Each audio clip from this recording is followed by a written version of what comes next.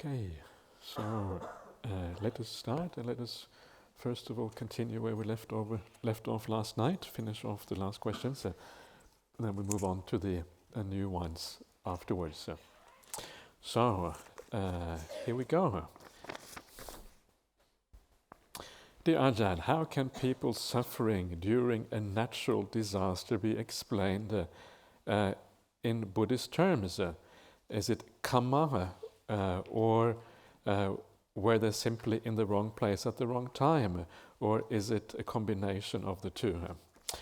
Yes, I think that's a good question, because it's often difficult to understand how in a natural disaster every single person in a certain area can have bad karma. It doesn't kind of make sense. So I think you're quite right. It probably is a combination of the two. When you have, a earthquake somewhere, a tsunami, or some kind of natural disaster, probably some of the people who are there had some bad karma, and they then died or suffered as a consequence. Whereas many others, it probably was just a matter, as you say, of being in the wrong place at the wrong time.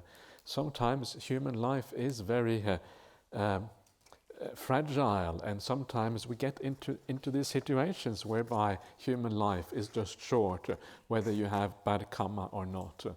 It's one of the things that you can expect as a human being, is that sometimes life gets cut off before it's supposed to, normally it's before the average lifespan or whatever.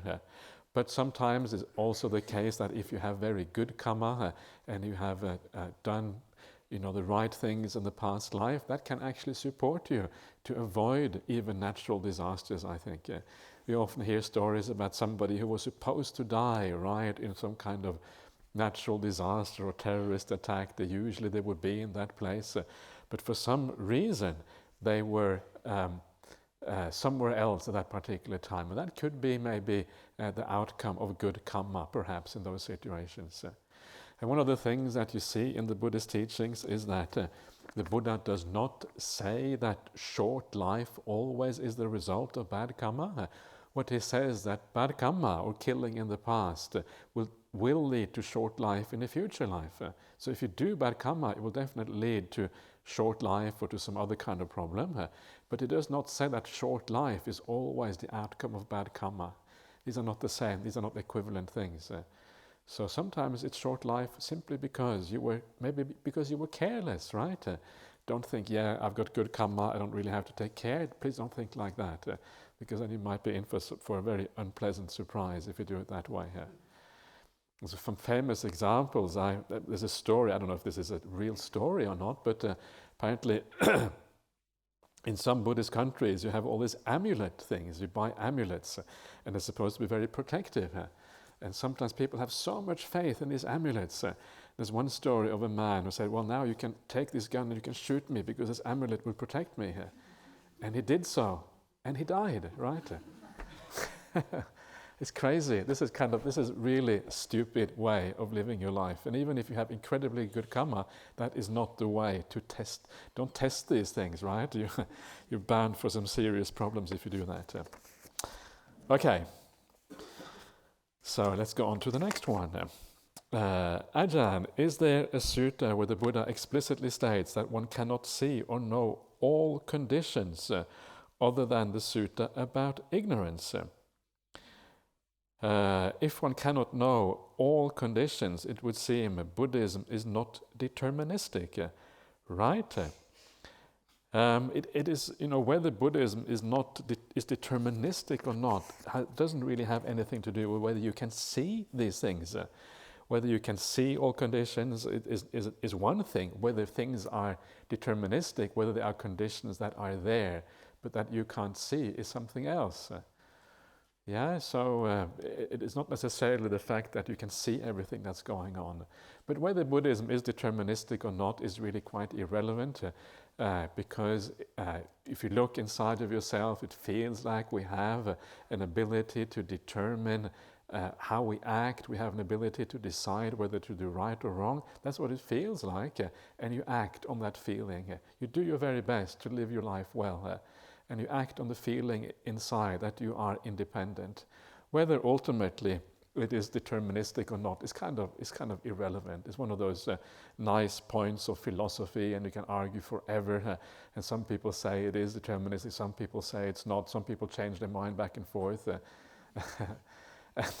And sometimes you just give up at really finding an answer to those things. It doesn't matter. Act rightly. Act on the feeling inside that you have, that you have a sense of freedom about these things. At the same time, it's also very useful to know the limitations of your freedom. And if you look carefully at your own life, you will see how conditioned it is, how conditioned your choices are, conditioned by your upbringing, conditioned by all the influences that you've had on you. And when you see that, when you understand how conditioned each one of us is, it's also much easier to forgive yourself, right? It means that you are not really as responsible for your acts as you think you are. Other people too are not responsible for their acts to the extent that we normally think they are. And then you can start to forgive. You understand that we are each one of us, we are prisoners of our personalities, prisoners of our past, prisoners of our habits, prisoners of what we have done in our past lives. We're running on a program that was written in part a long time ago, and now you're playing out the consequences of that program that you wrote in the past. When you see it in that way, it's much easier to have compassion, right? People are victims, in a way, of these programs they wrote themselves in the past, and then you can have compassion for them. There's this feeling that we are autonomous agents that make us ultimately completely responsible for everything. If we are completely autonomous agents in the world, we are fully responsible for everything. The less autonomous we are, the less responsibility we have. And so there's this balance between the two things. And I find the idea of non-self means that the amount of autonomy we have is, if it isn't zero, it is certainly very close to zero. So these perceptions are actually can be very useful to help us to let go of things and purify ourselves. Okay, dear Ajahn Brahmali, what are the 3 types of sila, body, speech and mind?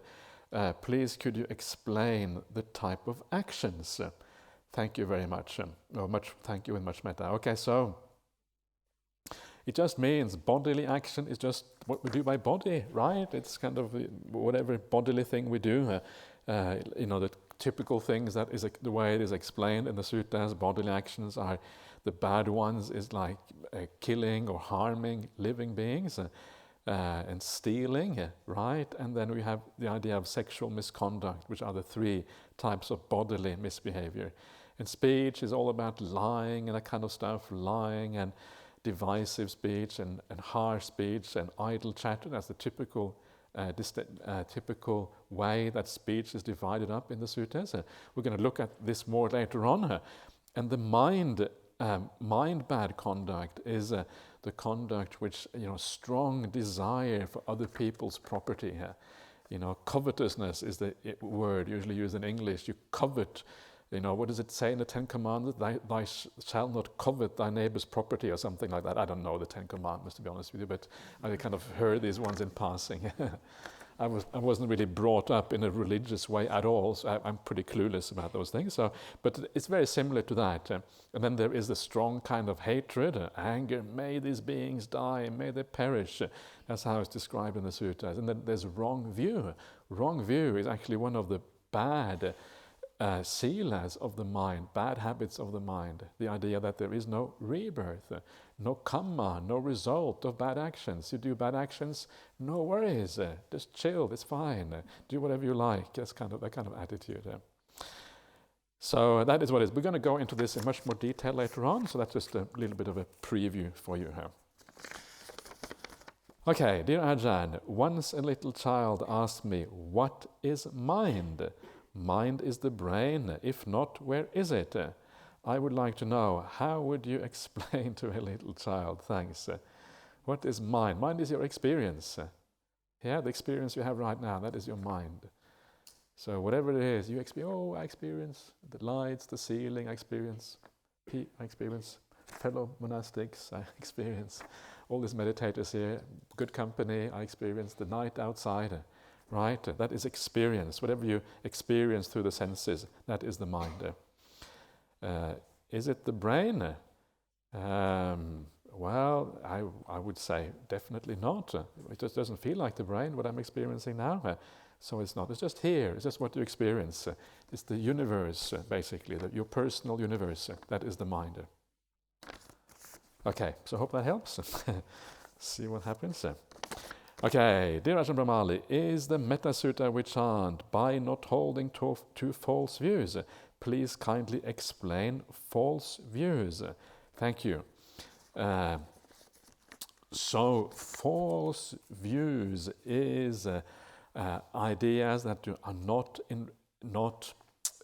does not correspond to the way the world actually is, right? And the kind of the big false views from a Buddhist point of view is that there is no one of them is that things are eternal. You die and then you keep on going for eternity afterwards into some happy state.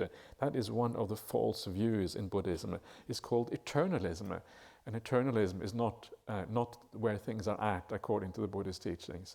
And a lot of the world's religions, that's exactly what they teach. They teach eternalism, one way or another. In ancient India, it was the Brahmanical teaching that was eternalism. You kind of unify with Brahma, and then you hang out with Brahma until eternity.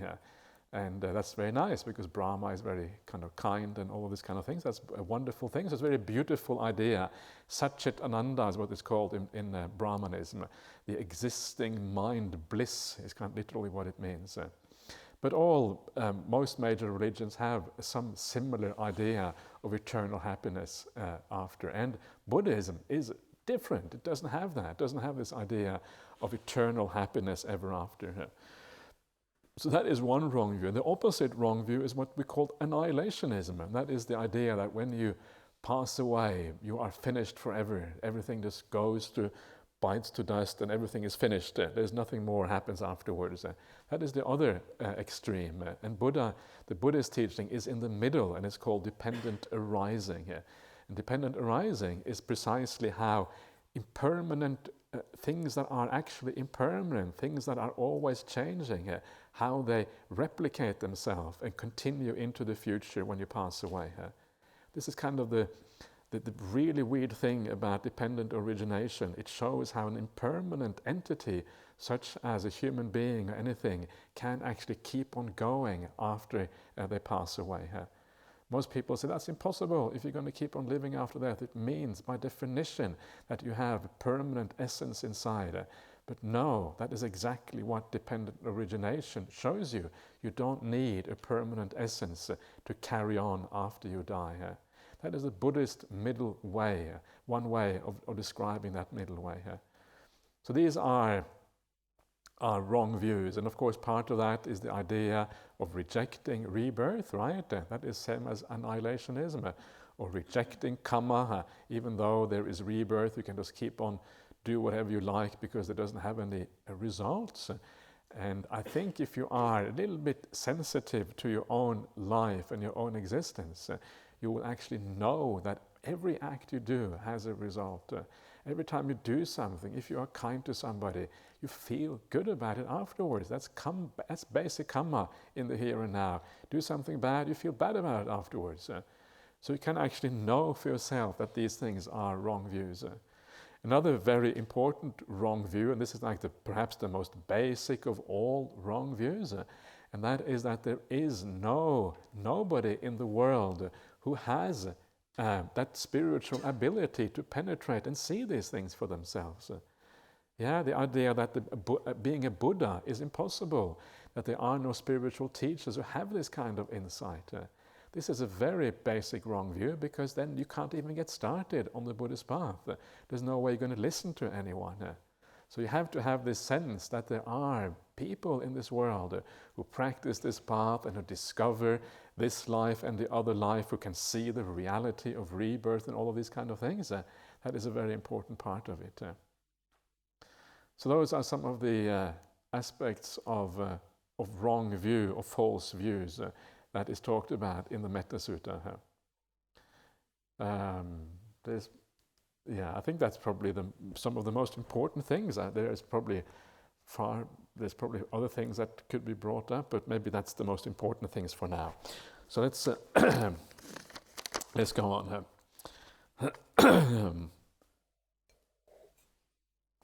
Okay, dear Ajahn Brahmali, what does it mean by feeling the Dhamma?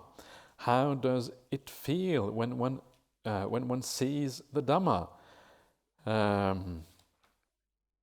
How, where to verify, to confirm one is seeing the correct Dhamma? Thank you, Ajahn Brahmali. Okay. Seeing the Dhamma. What does it mean to seeing the Dhamma? Okay. So what that means, it means many different things, and it depends on the depth of that seeing, right? Whether you are seeing it or not. But seeing the Dhamma in the most profound sense means that you become a noble person, you become an Aryan, you become somebody who has penetrated all the way to the core of reality. Reality meaning the reality of what it is to be a human being. You have seen your mind to its root, you have seen non-self and these kind of things. That is really what it means. So that is the true teaching, the true kind of seeing of the Dhamma. This is very profound, and you know, before you get to this point, you must have very profound samadhi already, very profound stillness of mind, a lot of bliss, very powerful mindfulness. All of these factors must be in place before it is possible to see these things. It is hard to see because it goes so against our ordinary outlook. Yeah, it's very, very the opposite, almost exact opposite of how we normally look at the world. And for that reason, it takes a lot of strength of mind to be able to do that, a lot of samadhi, etc. But on the way there's a lot of lesser seeing of the Dhamma. Yeah, and in the Dhamma, it says the Dhamma is sandittika, it is visible here and now.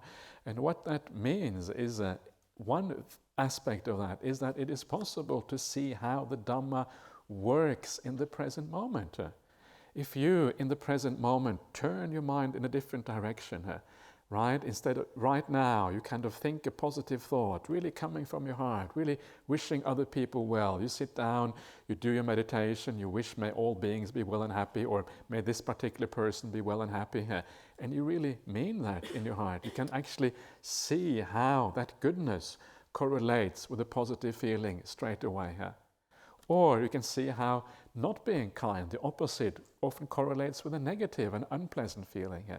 And this is like seeing the Dhamma in the present moment, seeing the causal relationship between how you use your mind and how you feel as a consequence of how you use your mind. And this is in many ways, a more useful way of understanding how the Dhamma works, because it encourages you, it gives you the motivation to practice, because you see the power of your own actions, the power of your own intentions.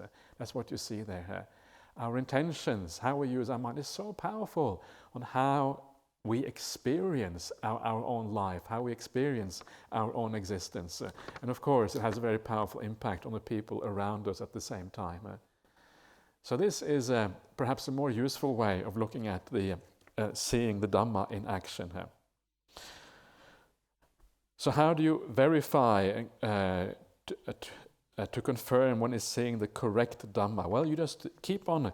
If the feeling is good, right, the more right that feeling is, the more clarity you have, the more stillness you have in the mind, the more bliss you are experiencing, the happiness you are experiencing, all of these things, they are kind of pointing you that you are in the right direction.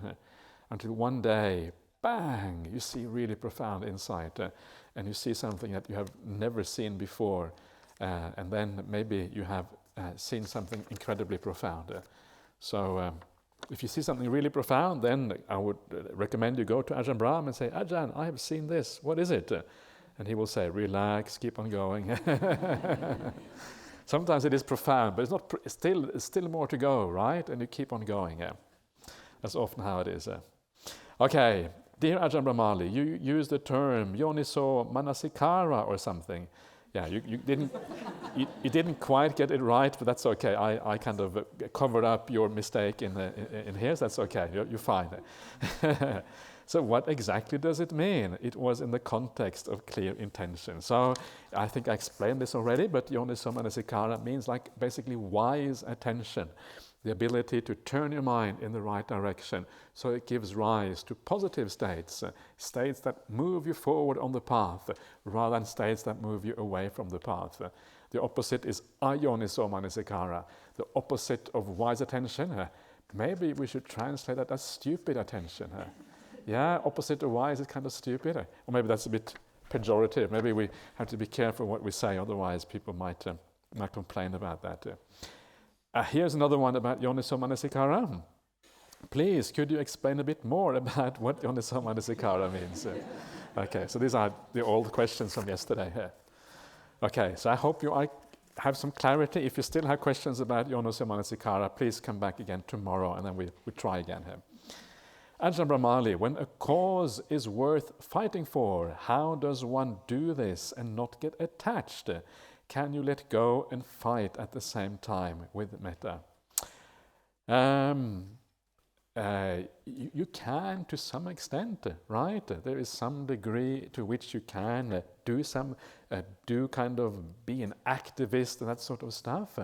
But the point really is that if you're going to do things, then do it because you want to be helpful, right? You have compassion for people. You have compassion for the world. Do it out of some kind of goodness inside of you.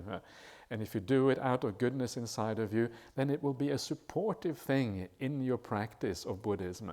You come back to this retreat, you feel that you have supported the world, done the right thing, and it will help your meditation practice. I have always found that one of the dangers of activism is that people often get angry, right? They want to do things instead of actually, instead of supporting other people, they get angry. And when you're angry, you are deluded. Anger distorts the mind. You don't really know anymore what is the best way of supporting others. And people often say, I have to be angry because that gives me energy. Well, that's crazy stuff. In the long run, that's going to deplete you of energy. It's going to make you more tired and more, it's going to have negative consequences. So yes, do good things in the world. Do the right thing, but don't get too caught up in it. If you get too caught up in these kind of things, it ends up destroying your practice rather than being a positive contribution to your meditation practice. And I have always, I think that the most, in terms of living an ethical and moral life, the most powerful aspect of living a moral life, ethical life, is not so much the big picture morality, right? Fighting against climate change, fighting for social justice and all of these kind of things. All of these things are great, but what really has a much more personal impact on you is how you deal with the people who are close to you. That is what really matters. And that is why we see in the suttas the Buddha always talking about how we deal with our parents. Incredibly powerful karma, because these are some of the people who are the closest to us. That is what really, really matters. How we deal with the noble ones. The noble ones in our life, treat them well. Then how we deal with our friends, the people who are closest to us, my fellow monastics. How you deal with the fellow people in the Buddha society, people here on the retreat, your other family members, because that is where you make much stronger karma usually than in the big picture things. And then if you're able to do some other things on top of that, great, but do not neglect the people who are closest to you, because that, I think, is by far the most important thing. If we have harmony between the monks and the monastery, it means that the monastery is peaceful, your mind is at ease, you are relaxed about things, and then your meditation becomes possible. If we have disharmony in the monastery between the monks, atmosphere is very unpleasant. Your mind is in turmoil, you go back to your kuti, you can't meditate, and the whole thing kind of becomes hopeless. So that is how I look at this. There is, as always, there is no black and white answer, yes or no. It is how you do things that really matters. Okay. Ajahn Brahmali, can lay people attain stream entry, sotapanna, if they have family life, expectations for material comfort?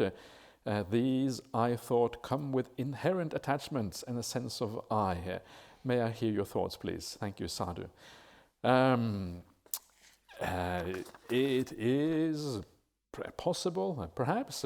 I think it is quite difficult.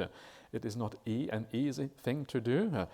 There were family people at the time of the Buddha who seemed to have been stream enterers, but it's not so easy, of course, because you have so many responsibilities, so much to do. Your life is so full when you live a family life with children and everything like that.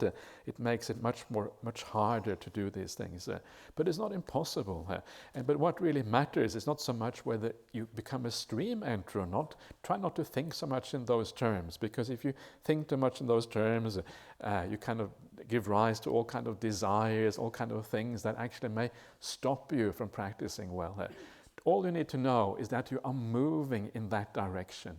You're moving towards awakening. You're gaining more clarity in life, gaining more happiness. That is what matters. So ask yourself whether your general state of happiness is increasing, whether problems are decreasing, whether you feel that you are more mindful, whether you are softer and more gentle inside, whether you have more time for other people. These are the things that matter. These are the things that give you quality of life, right? Whether you are a stream enterer or not, of course it is going to give you quality of life, but it's kind of, it's theoretical, yeah? Instead of going by that kind of theory, go by your real experience. And if your real experience is showing you that you're heading in the right direction, then you know you're doing the right thing. That is really all that matters. And your family life can become a field for spiritual practice, yeah? So if you live your family life well, then you're also, not only do you create a much better family life, but you're also improving your spiritual practice at the same time. It's a wonderful thing. It's a win-win situation. You can't go wrong with that kind of thing. So when you have more kindness to your closest family members, it's a very powerful way of practicing the Buddhist path. But don't worry too much about stream entry. Know that you're heading in the right direction, then one day you will come there. Perhaps even on your deathbed, right? Deathbed is usually a very good time for these things to happen. Okay, so that is the questions from leftovers from yesterday. So here we go with today's questions. Dear Ajahn, could you kindly explain the proper method to develop and grow the wisdom faculty here with much metta? Okay, how to develop the wisdom faculty. And the answer is that to develop the wisdom faculty, that's one of the things that we're kind of looking at yesterday, the idea of where does the Buddhist path start. It starts off with the Sappurisa, the superior people. So one of the ways of developing the wisdom faculty to begin with is to just read and contemplate and reflect on the suttas of the Buddha. Yeah, and when you reflect on those suttas, and that kind of starts to shift your view a little bit, because you understand that there's something going on here which is true, and that helps you to practice better, that already, you're actually already growing in wisdom. It enables you to apply yoniso manasikara better. Yeah, you see what the Buddha has to say about, well, how do I overcome anger in a good way? How do I overcome these defilements of the mind? And you see what the Buddha has to say about that. And when you apply that, then you are already using a sense of the wisdom faculty already here. So this is the first thing, is to get some of that wisdom from the Buddha, because you already have a degree of confidence and faith in the Buddha's teachings. But the other way of developing the wisdom faculty is to remember that our wisdom is very closely related to the defilements that we have in the mind. If you have a lot of defilements, your wisdom is going to be low. Wisdom is very closely related to vipassana. Vipassana is the idea of clear seeing, yeah? So if you see clearly, then if you keep on seeing clearly, then one day, bang, wisdom arises. You have some kind of insight into something. So vipassana and wisdom very closely related to each other, and vipassana is directly proportional. This is a mathematical term. It sounds like an equation. Vipassana is directly proportional, or is inversely proportional to the defilements in your mind. Yeah? Well, I'm going to write down that equation. So the more defilements you have, the less vipassana you have. The less defilements you have, the more vipassana you have. So by reducing your defilements, you are increasing your wisdom. So if you practice the virtue in ordinary life, if you try to overcome the defilements of the mind, you are in that way, you are already increasing your wisdom. You are seeing things more clearly here. Another way to increase your wisdom is to reflect on some of those fundamental teachings of Buddhism.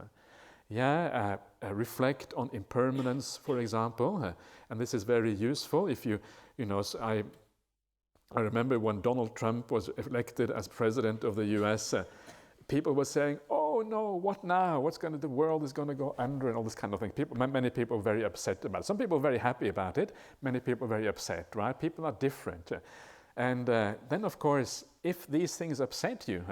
And of course, there's plenty of things in the world to upset us. All you have to do is open a newspaper or go online. There's always something going on which is bad. People being bombed and blowing other people up and all this terrible stuff happening everywhere here. But that is anicca. That is exactly what we should expect in a certain way. When things don't go the way we expect we think things should be going, that is precisely what the Buddha said. It is not going to go according to our expectations. It is inherently unreliable. So remember that. And that is basically every time something happens like that, which is difficult, which is hard to deal with, it means that we haven't really taken on board the teaching. And it is an opportunity for us to actually see, well, this is exactly what the Buddha said. And it makes us move our refuge from taking refuge in worldly things to taking refuge in the Dhamma instead. Because we understand that we can't take refuge in the world. It's inherently unstable. Don't know where it's going to go next. It's madness to take refuge there. Let's take refuge in something a bit more stable, like the teaching of the Buddha instead. So reflect on that impermanence, and that will kind of move you in a different direction. You will start to think of things in a different way. And this is one way of growing in wisdom. Reflect on your own death. You're going to die. You don't know when. It gives you the sense of now is my opportunity. Now I have a chance to do things. I'm going to die. Why am I hanging on to all these worldly things when I'm going to be out of here anyway? It's crazy. Let me instead invest in my own mind and do something positive for myself. So all of these are ways of growing in wisdom.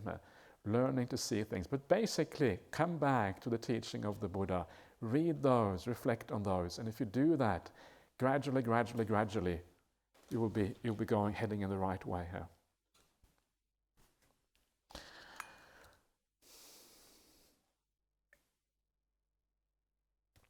Okay, I've got to hurry up. Okay. Dear AB, okay.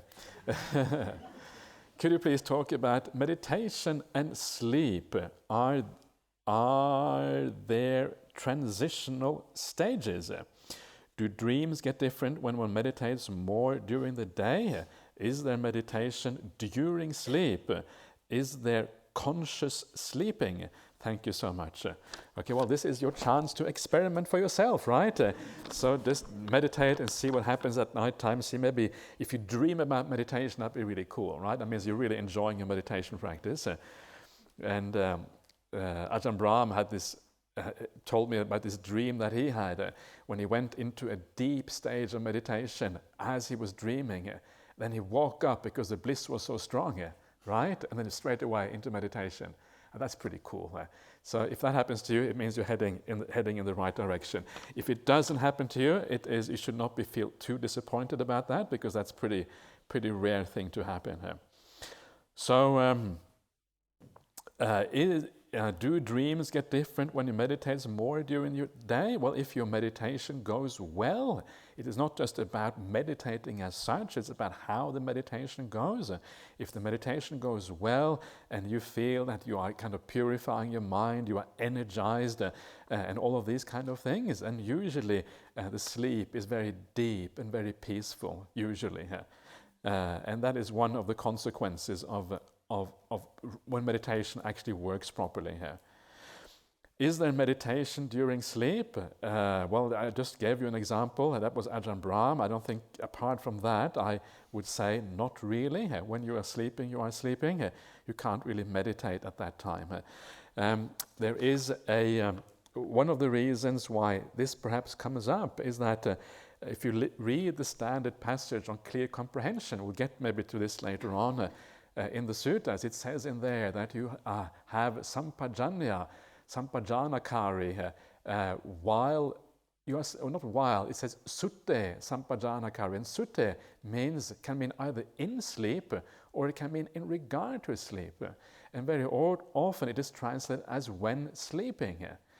Right, so you are clear comprehension when sleeping, and then some people thought that doesn't make any sense, so they changed the translation into clear comprehension when you fall asleep. The problem is it doesn't mean that. It actually means in sleep. It actually means in regard to sleep. So the correct translation is actually you have clear comprehension not when you are sleeping, but in regard to sleep. It means that you know how much you're supposed to sleep. You know what time is the right time to get up, how many hours you need, that kind of stuff. That is the real meaning, as far as I'm concerned, of that passage. A lot of ink gets spilled over these kind of little things in the suttas, but actually they matter quite a bit to get these little things right, I think. So that is, as far as I'm concerned, the real meaning of that. So there is no meditation while you are sleeping, but the clarity of mind gives you much more information about what is the appropriate amount of sleep. So you sleep not too much, not too little, just right, to gain maximum clarity of mind. That's what it's all about. Is there conscious sleeping? That is what conscious sleeping is, right? Getting the right amount. That's what it really means. And there is, of course, what they call, what is that called again? Where you sleep and you take charge of your dreams. Lucid dreaming, that's right, lucid dreaming, yeah. So you have lucid dreaming, right, where you know that I'm sleeping now, and then you take charge of your dream, and you can do all kind of stuff while you're dreaming. So try that, and try to meditate, and see what happens. That'd be really cool, wouldn't it? Because maybe the body is no problem at that point, because the body, you are sleeping, so the body is out of the way.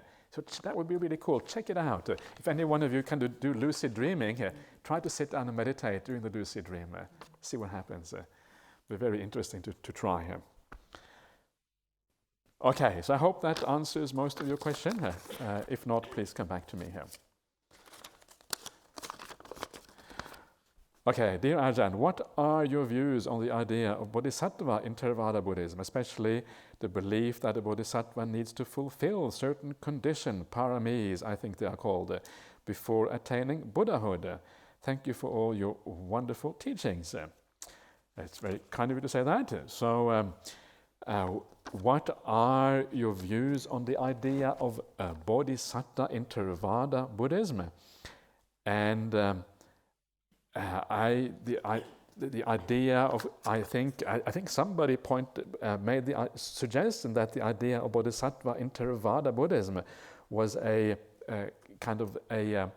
it arose as a counterpoint to the idea of the bodhisattva in Mahayana Buddhism, because the Theravadins said, well, they got bodhisattvas, we have to have bodhisattvas as well, right? It's like competing with the Joneses and that kind of stuff. We all have to have our bodhisattvas.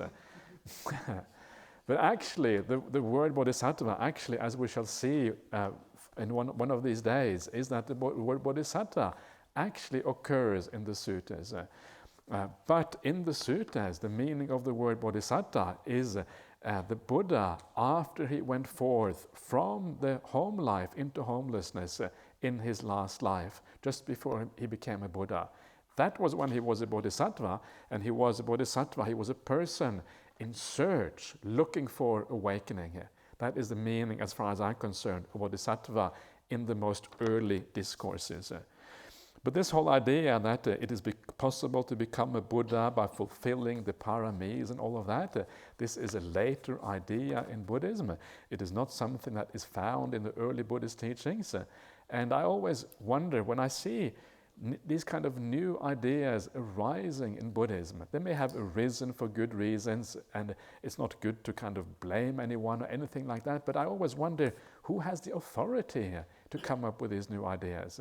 right? If the Buddha didn't teach this, if the Buddha said we should practice the Noble Eightfold Path and these kind of things, then who has the authority to say, well, actually, here is an alternative path. This path is do the 10 paramis, and then at the end of that you become the Buddha.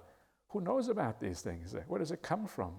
And it seems kind of dubious to me that somebody else, if the Buddha has taught a certain way, that somebody else should come around and find an alternative way. It doesn't seem right to me at all.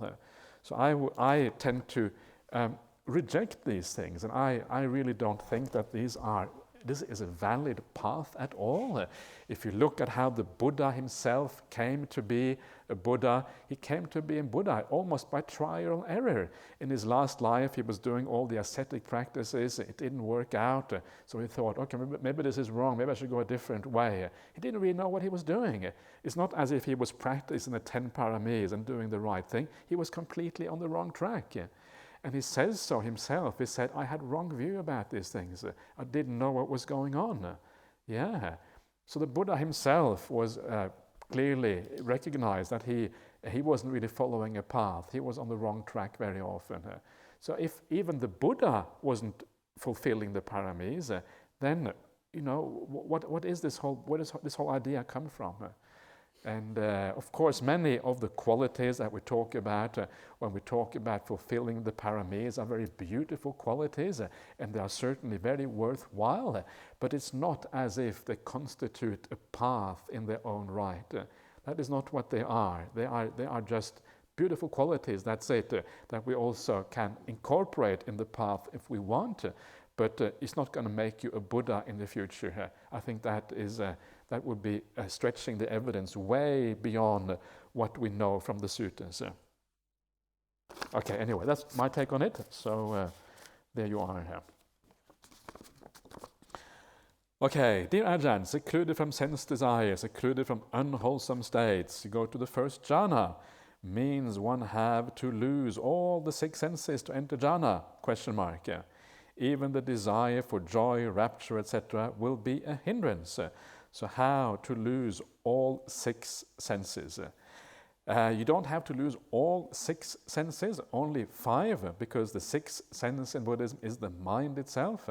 And the mind has to be there, but you have to lose the 5 senses that connect us to the external world. Yeah, that is what you have to lose, or you have to not really lose, but what you have to give up temporarily to be able to enter a jhana state.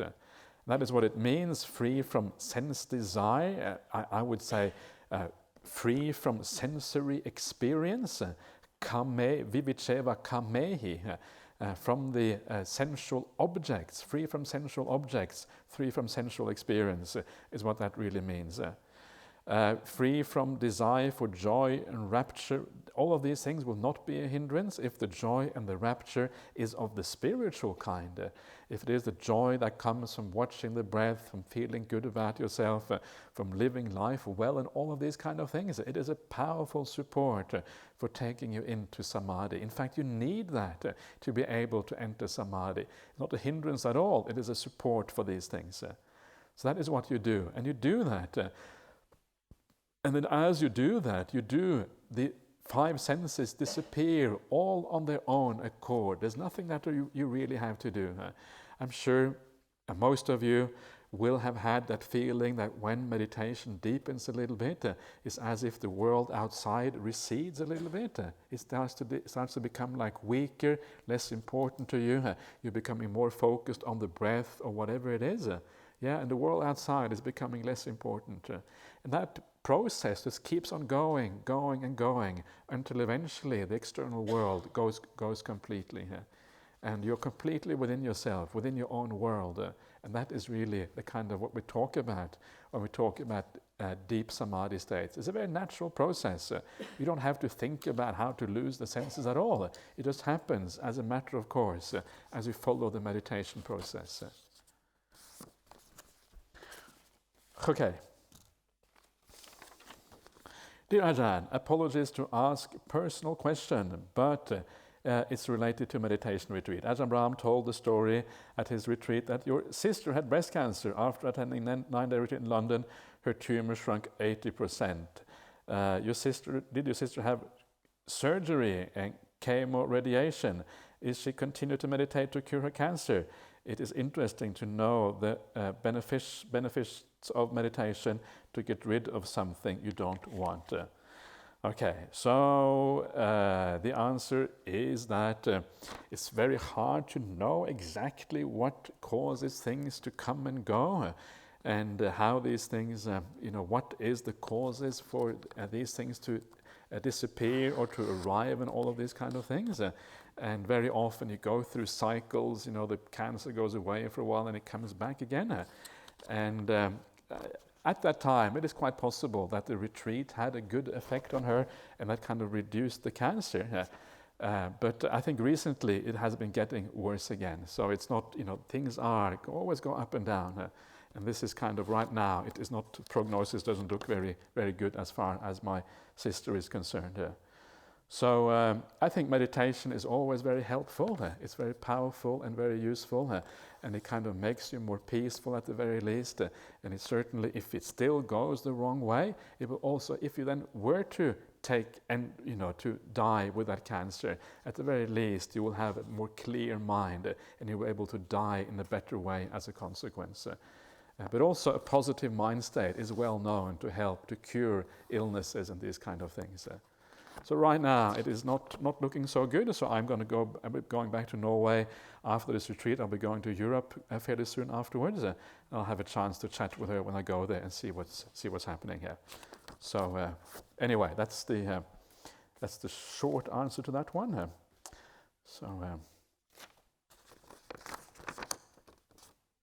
Okay, dear Ajahn, I was puzzled by what you said in last night's Q&A about how living as an anagarika is not that different from being a bhikkhu, as I've heard you talk before on the value of bhikkhunis, and even what you said in today's Sutta class about the enduring value of monasticism.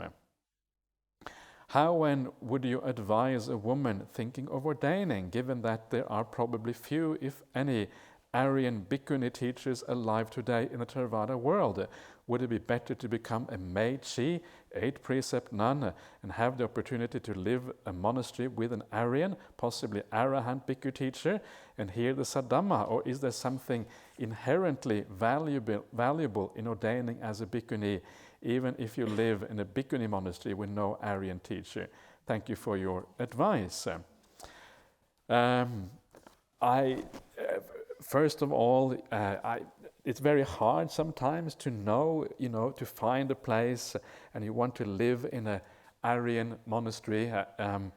It is very difficult to know exactly who these Aryans are, and sometimes it makes it very, you make a choice, you think you're going to live in a monastery with an Aryan teacher, but maybe that person turns out not to be an Aryan. You hope so, you think that they have a lot of good qualities, but it may not necessarily be the case. So because of that, it is very hard, very difficult to know sometimes. This is a very hard question to really answer. One of the ways to do this is to try out a few different things for yourself. Go to this monastery, see what it is like to live like an 8-precept nun, a Meichi, or a 10-preceptor, or whatever it is. Try it out and see what it feels like. And it may be that it is conducive, it may be that it is not. It depends on how the whole monastery is set up, it depends on how much time you have with the Aryan teacher, it depends on all kinds of things in that monastery. It's very hard to give a general piece of advice. Or there may be other monasteries where you don't have perhaps an Aryan teacher living in the monastery, but maybe still you have access to good Aryan teachings. Maybe they will be visiting monastics coming to that monastery here. Maybe you have you always have access to the word of the Buddha if you wish. So again, it depends exactly on the circumstances, how much interaction you have with good teachers and the word of the Buddha and all of these kind of things. So I would suggest to anyone in that situation, try out a few things. Go and live for a few weeks in different places.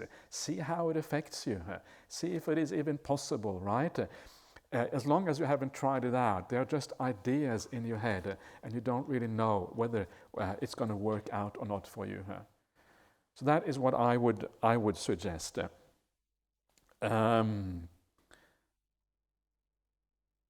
Yeah, so you don't actually have to have a bhikkhuni who is an Aryan teacher, depending on if you live in a bhikkhuni monastery. There may be some bhikkhunis who are Aryan teachers, I don't know, it's quite possible that there is. But even if there isn't, there is other ways of having access to those Aryan teachings. So try it out and see what happens. Okay, Ajahn, is yoniso manasikara, this is a favorite term obviously today, is it simply a matter of attending to the right thing, directing the mind, or does it also include how you attend to it? For example, if ill will arises in the mind towards somebody, you are supposed to turn the mind to attend to that person's good point. Or if lust arises, you turn your mind to their ugly points. Is that basically it? Or is there more you can explain about how part of careful attention? Thank you. Okay, so if ill will arises towards somebody, there are many things you can do depending on the situation. You can turn your attention completely away from that person. Right, so if you are meditating, for example, and you get this image of somebody in your mind that you don't really want to think about, you can, if you are quick and just forget about them straight away, you can just carry on with your breath meditation, and there will be no residue in your mind from that person. That's one way of doing it, just pointing your attention in a completely different direction and forgetting about that person. That is one way. Another way of doing it is precisely as you say, to then remember the positive qualities in that person, right? To bring those to mind. And if you do that and you have developed that perception of positive qualities in the past very strongly, so you have clarity about those good qualities, then the bad qualities will disappear like that. Bang, it will be gone completely. Because of the power of that perception. It's almost like you're plucking a perception off the shelf, a perception that is ready to use because you have developed it before. Pluck it off the shelf and you use it, and the negative state vanishes in a very powerful way. I'll talk more about this later on. Or if it is a very difficult person, you have compassion for them because of their difficult points. And then you don't focus so much on yourself, you focus on the other person and have compassion instead. Yes, or you can remember the dangers in this. Just remind yourself, why? I'm here on this beautiful retreat. Why on earth am I thinking about this person? They're not even here, right? There's no problem right now, and I'm thinking about this silly thing. This is just destroying our meditation, destroying the happiness here. No, I don't want to think about that. Bang, back on the meditation subject. You know you're being silly, and so you go back to the meditation again. All of these things are yoniso manasikara. Whatever you use to abandon that perception of ill will and abandon the ill will, if it works, especially if it works very powerfully, that is yoniso manasikara. And the same thing, if you are attracted to somebody, exactly the same thing. And that attraction arises in the mind. It is how you reflect on that person that will then abandon that attraction. You will lose your interest. You know that it is a silly kind of infatuation. You know that it's not going to go anywhere. It's just going to give a rise to future suffering and problems and all of these kind of things. In the same way, and that way you abandon that. It is more difficult with sensuality because it is something that is much more pleasurable. Ill will is inherently painful, much easier to get rid of. Sensuality much harder. But if you are wise about it, you can give up these things as well and look at things in a different way. Okay, so I hope that helps. Let's do a couple of more. Dear Ajahn, I have heard it said that the Buddha displayed some psychic powers. The Maha Pratyahara, which is the... Anyway, and later when monks also started to display these, he banned any such display. Is this in the original scripture or is this a later addition? There is a story in the Vinaya Pitaka where, I don't know if this is how true this story is or whatever, but there was apparently a man who said that he had what did he do? He had a bowl, I think, on a stick, on a kind of tall pole, and he put the bowl on top of the pole. And he said any monk who's able to fly up and get that ball from the top of the pole, he will get that ball or something like that. And then that's when the Buddha laid down, this is not appropriate. You shouldn't kind of be using psychic powers for this kind of thing. Something like that. And that is when the idea of displaying psychic powers was basically banned, and you're not supposed to display such things. It is said that the Buddha displayed some psychic powers. There are very few instances in the suttas where that seemed to happen, but generally speaking, I consider those instances fairly unreliable. After all, the Buddha said that he tested, he was disgusted with these psychic powers, not with the psychic power as such, but with kind of using them to convert people and these kind of things. So I think a lot of those things are not really original. And this is one of the things that comes out when you do things like a comparative study of the suttas, you look at the various recension of the suttas. Some of these things that are more part of the narrative, part of the story, background around the suttas is often not that reliable. It varies quite a lot between the different recensions. So I must admit, I don't take these things very seriously myself, and I don't think the Buddha was somebody who would use psychic powers very much at all. That is my feeling about that, and there will be many people who disagree with that. But anyway, that's my feeling about it.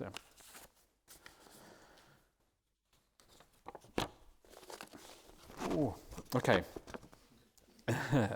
Dear Ajahn, is there such places like heaven and hell? Hell is one spontaneously rebirth when no one is inclined to go. How is this imposed? Is one spontaneously reborn when no one is inclined to go? How is this imposed? Okay, are there such thing as heaven and hell? Are they bad, is there bad rebirth among humanity? There is. You can be reborn in a good place or in a bad place in humanity. So there is going to be bad destinations beyond that. Hell is just a name, right? It's just a word. It sounds pretty dismal, hell. It sounds pretty bad. But it's just a name for something, a bad name for some kind of bad rebirth. That's really all it means. If you're not inclined to go there, how is this imposed? And I think a very nice way of looking upon that is to think that you actually impose that upon yourself. When you come to the end of your life, you know that you have done many bad things. One of the things that is often talked about when people talk about having near-death experience, very often have a life review when they have a near-death experience. I know many people who've had that kind of life reviews, so it seems to happen, it seems to be very real. And when you have that life review, you see everything you've done. And when you see everything you've done, and you see perhaps the consequences of what you have done on other people, you have no choice but to judge yourself. And then you will judge yourself one way or another. And then if you judge yourself badly, you are the one who sends yourself off to a bad destination. You impose that penalty on yourself because you are the judger. Nobody else is judging this. And this is really how karma tends to work. Just like karma works in this life, you do something bad, you feel bad about yourself. You are judging yourself. That's really what's going on. And here is the big judgment when you die. You send yourself off to that bad destination. You send yourself off to the good destination. You send yourself off to becoming a human being again in the future. So you have to take responsibility for these things. So that's how it works. So you are your own kind of judge, and I think that is pretty much how things actually look in the suttas as well. The suttas basically say there's a nice sutta called the Devaduta Sutta in the Anguttara Threes, which talks about that particular thing, how actually this kind of whole process seems to happen. Dear Ajahn, you spent 1 hour explaining the Buddha guna, the 9 qualities of the Lord Buddha. It was awesome. Choice of language, words, phrases, tone of delivery was superb. You are a wonderful teacher. May you attain Nibbana in this life. Sadhu, sadhu, sadhu. Okay, well, that's very kind of you to say all that. So, the Buddha guna is the qualities of the Buddha. That's what the word Buddha guna actually means. Okay, great. So that's very, very nice. Maybe we should stop there, right? That's a nice place to stop. No, okay, we'll do one. We'll do a couple of more. Life tends to lack a purpose. Essentially, you go to work, come home, eat, maybe watch some TV, and then sleep and repeat. That sounds pretty miserable, doesn't it? Sounds pretty depressing. Okay. How can one add some meaning into life? Yeah, this is a very good. Ordain. Okay. Yeah, that is a good way. But when you ordain, I would agree with that. When you ordain, one of the great things about being a monastic is that you really feel that you are living a very meaningful existence. Almost everything you do has meaning. You're not living to make a living anymore. You're not making any money. Everything you do is for charitable purposes or is to develop yourself on the spiritual path. And that is a very meaningful life to live as a monastic. But of course, it is very useful to make lay life more meaningful as well. And the difference, the way to make lay life meaningful, to make any life meaningful, is to remember it is not what you do that matters so much, but how you do things. So you start doing things with the right intention, doing things in the right way. When you go to work, you ask yourself, how can I do my work in such a way as to be a benefit for other people? Right, when you go to work, you have customers, you have colleagues and co-workers. There's all these people around that you affect by your work. So you ask yourself, how can I put some kindness into what I'm doing so it would be beneficial for myself and also for all of these other people? It is amazing how by changing our attitude a little bit, changing your intention a little bit, almost anything can be turned into something positive that is a support for your spiritual practice. Family life, the same thing, right? Okay, watching TV, I'm not sure how you turn that into a positive thing, but I would just turn off the TV and instead kind of do some meditation instead, right? Far better way of spending your time. But there is tremendous scope in any kind of life. Every moment, if you live it in the right way, can be made a part of your spiritual path. It is about your intention, your attitude, how you do things that really matters, not so much what you do. And that is true for lay life, is also true for monastic life. It's possible to waste your monastic life completely because you live the monastic life for the wrong reasons and all this kind of stuff. It is possible to live your lay life in a beautiful way, and of course vice versa in both situations. So remember, how is what matters, what is not so important, and then you are on the right track. And hopefully, maybe one day you can, as Venerable over here, Venerable Santacharya, maybe one day you can even ordain, right? Whoa, what a wonderful thing that is to be able to do that as well. Anyway, I'm going to stop there because it's getting late, and I'm going to use these clothes pegs to peg the few remaining questions, and we'll do those first thing tomorrow morning. Okay. You want to do that, Venerable? Yeah? Great.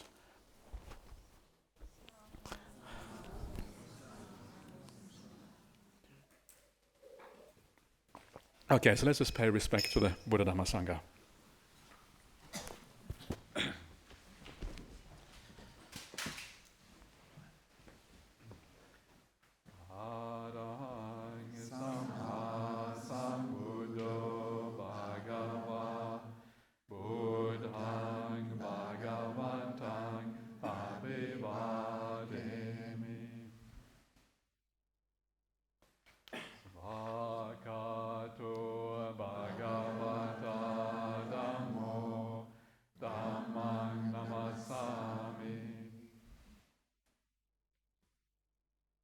Patipan